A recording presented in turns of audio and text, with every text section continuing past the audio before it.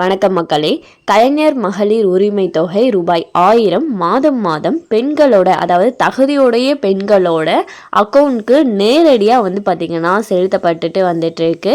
So அந்த வகையில் மகளிர் உரிமை தொகைக்கான புதிய அப்டேட் ஒன்று தான் வெளியாயிருக்கு. அது என்ன அப்டேட் அப்படிங்கிற முழு விவரங்களையும் தெரிஞ்சுக்க வீடியோ கொஞ்சம் கூட ஸ்கிப் பண்ணாமல் கடைசி வரைக்கும் முழுமையாக பாருங்கள். இதுதான் முதன்முறையாக நம்ம வீடியோவை பார்க்குறீங்கன்னா மறக்காமல் நம்ம சேனலை சப்ஸ்கிரைப் பண்ணிவிட்டு அந்த லைக் பட்டனை தட்டி விட்டுருங்க. வாங்க வீடியோக்குள்ள போலாம். கலைஞர் மகளிர் உரிமை தொகை திட்டம் தமிழ்நாட்டில் விரைவில் விரிவாக்கம் செய்யப்பட உள்ளது. ஜூன் 4ஆம் தேதி இதற்கான சிறப்பு முகாம்கள் தமிழ்நாடு முழுவதும் நடக்க உள்ளது. மக்களுடன் முதல்வர் என்ற அந்த சிறப்பு திட்ட முகாமில் இதுவரை கலைஞர் மகளிர் உரிமை தொகை திட்டத்தில் பயனாளிகளாக இல்லாத பெண்கள் அனைவரும் விண்ணப்பிக்கலாம். ஏற்கனவே இந்த திட்டத்திற்கு விண்ணப்பித்து விண்ணப்பம் நிராகரிக்கப்பட்டவர்கள், புதிதாக விண்ணப்பிப்பவர்கள் அனைவரும் கலைஞர் மகளிர் உரிமை தொகை திட்டத்துக்கு விண்ணப்பிக்கலாம். அப்படி விண்ணப்பிக்கும் போது ரேஷன் கார்டு, பாஸ்போர்ட் சைஸ் புகைப்படம், ஆதார் கார்டு, 100 நாள் வேலைவாய்ப்பு திட்ட அட்டை அல்லது வாக்காளர் அடையாள அட்டை, விண்ணப்பிக்கும் குடும்ப தலைவியின் பெயரில் இருக்கும் வங்கி பாஸ்புக், மொபைல் எண் கட்டாயம் வேண்டும். ஆதார் அட்டை மட்டும் இருந்து குடும்ப அட்டை இல்லாதவர்களாக இருப்பின் கட்டாயம் கலைஞர் மகளிர் உரிமை தொகை திட்டத்தில் விண்ணப்பிக்க முடியாது.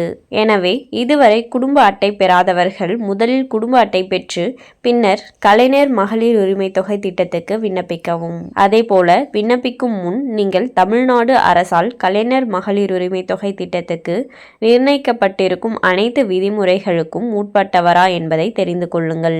இல்லை என்றால் கலைஞர் உரிமை தொகை திட்டத்தில் பயனாளிகளாக தேர்வு செய்யப்பட மாட்டீர்கள். உங்கள் விண்ணப்பம் நிராகரிக்கப்படும். பொருள் வாங்கும் ரேஷன் அட்டை வைத்திருக்க வேண்டும். குடும்ப ஆண்டு வருமானம் ஆண்டுக்கு 2.5 லட்சத்திற்கும் மிகாமல் இருக்க வேண்டும். 5 ஏக்கருக்கு மிகாமல் நன்செய் நிலங்களும் 10 ஏக்கருக்கு மிகாமல் புன்செய் நிலங்களும் இருந்தால் கூட விண்ணப்பிக்கலாம். நோய்வாய்ப்பட்ட சிலருக்கு சிறப்பு விலக்குகள் இந்த திட்டத்தில் கொடுக்கப்பட்டுள்ளது. அதே நேரத்தில் மக்கள் பிரதிநிதிகளாக இருக்கும் ஊராட்சி மன்ற தலைவர், கவுன்சிலர், எம்எல்ஏ, எம்பி, நகர்மன்ற தலைவர் ஆகியோரின் குடும்பத்தினர் இந்த திட்டத்தில் பயனாளிகளாக இருக்க முடியாது.